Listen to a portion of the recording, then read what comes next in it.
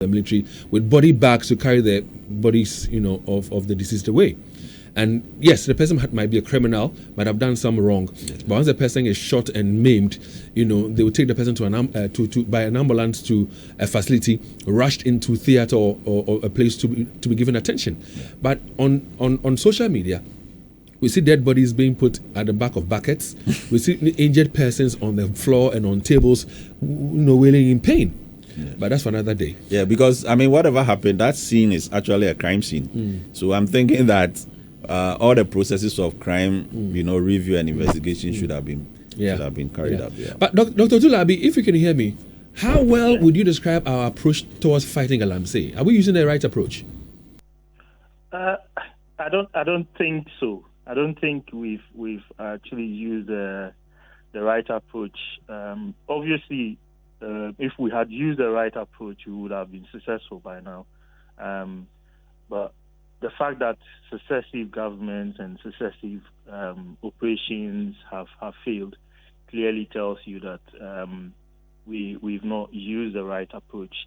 And if you, when I made my initial comments, I said I hope it doesn't reoccur in future, and that's because, like I said, this is resource. Okay, there's a resource available. People know that the resource is there, and they want access to that resource.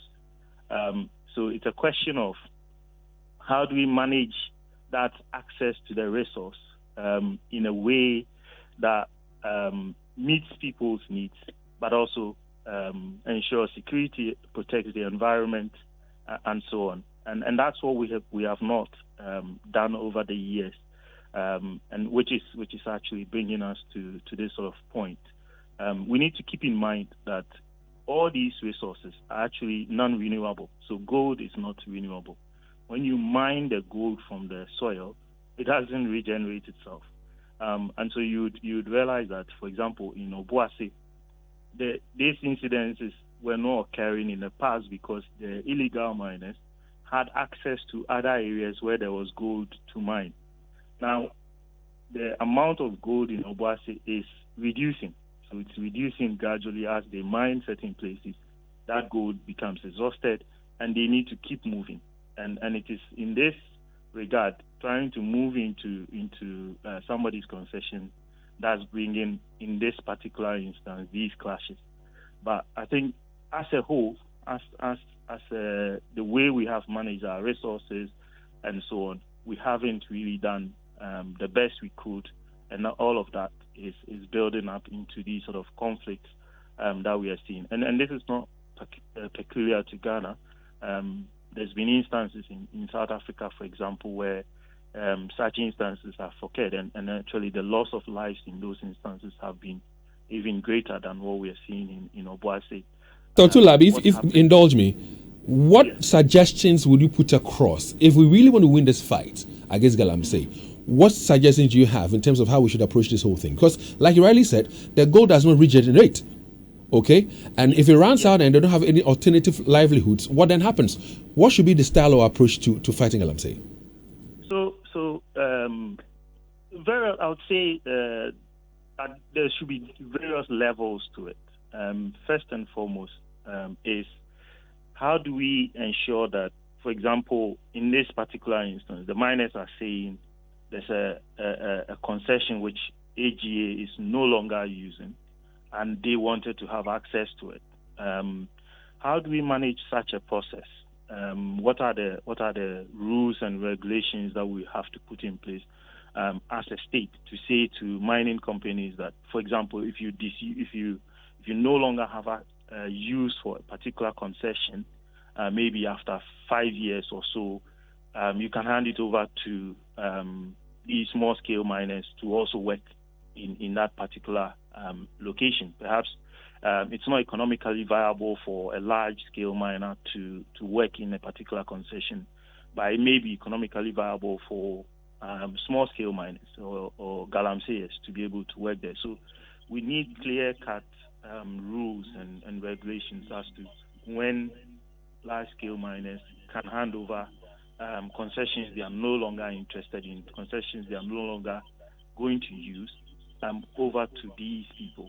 Then you would prevent such conflicts, because everybody knows that if a concession is no longer in use after 5 years, it will come to us. You just have to wait and then manage that process. Okay, so that's one thing. Then there's the general issue about the use of the proceeds from these resources. For example, if you take Obuasi, how have we, for example, developed or used the resources that we've received over the years for the people? Now, across Africa, again, I'm going to use Africa as an example.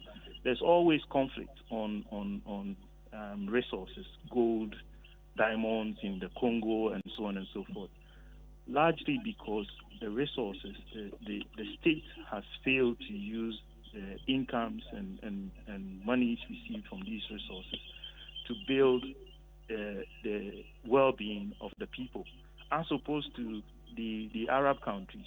You hardly hear of resource conflict in the Arabic countries, because when they receive these resources, they've used them effectively to build the state, such that their people feel no need to go into this sort of conflict.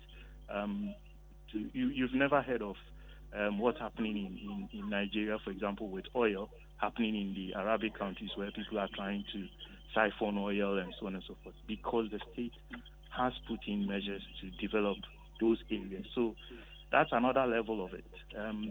Then there's the environmental aspect of it, where we need really, really strong political commitment. And political commitment here applies to, for example, women's organizers of political parties, party chairmen, and so on.